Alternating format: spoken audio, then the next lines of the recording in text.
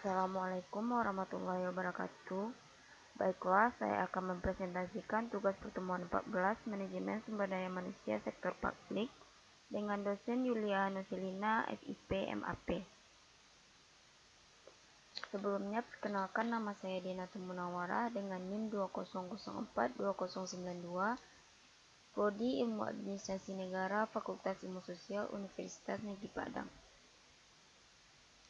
Tugas pertemuan 14 yaitu tentang pemberhentian sumber daya manusia. Pengertian pemberhentian sumber daya manusia menurut Undang-Undang Nomor 13 Tahun 2003 Pasal 1 Angka 25 mengartikan bahwa pemberhentian atau pemutusan hubungan kerja adalah pengakhiran hubungan kerja karena suatu hal tertentu yang mengakibatkan berakhirnya hak dan kewajiban antara pekerja dan pengusaha. Menurut Mukijat mengartikan bahwa pemberhentian adalah pemutusan hubungan kerja seorang karyawan dengan suatu organisasi perusahaan.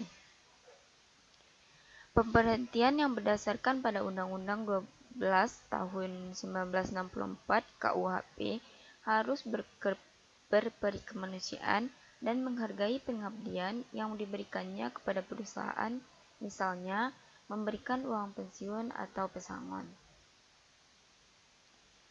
Konsep pemberhentian sumber daya manusia.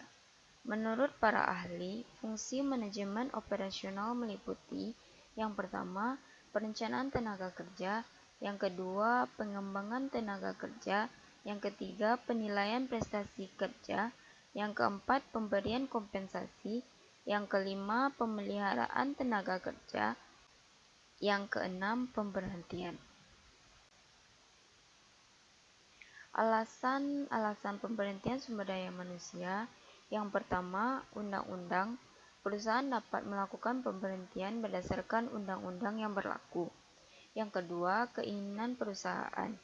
Perusahaan berhak melakukan pemberhentian karena tidak produktivitas bagi seseorang. Yang ketiga, keinginan karyawan. Karyawan juga mengajukan agar diberhentikan dengan alasan tertentu. Yang keempat, pensiun. Proses pemberhentian yang berdasarkan usia pensiun karyawan. Yang kelima, kontrak kerja berakhir, yaitu karyawan suatu perusahaan akan diberhentikan apabila kontrak kerjanya berakhir. Yang keenam, meninggal dunia. Karyawan yang meninggal dunia secara otomatis hubungan kerjanya dengan perusahaan akan terputus. Yang ketujuh, perusahaan dilikuidasi.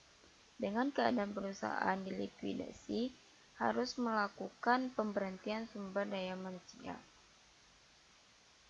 Jenis-jenis pemberhentian sumber daya manusia.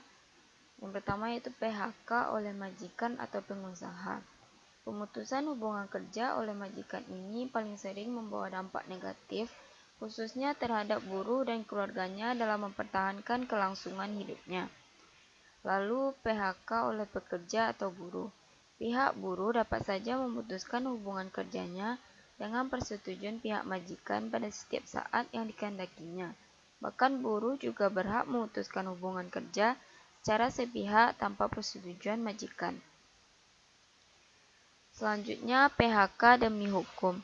Pemutusan hubungan kerja yang terjadi dengan sendirinya sehubungan dengan berakhirnya jangka waktu perjanjian yang dibuat oleh majikan dan buruh. Selanjutnya yang terakhir yaitu PHK oleh pengadilan, PPHI. Masing-masing pihak dalam perjanjian kerja dapat meminta pengadilan negeri agar hubungan kerja diputus berdasarkan alasan penting.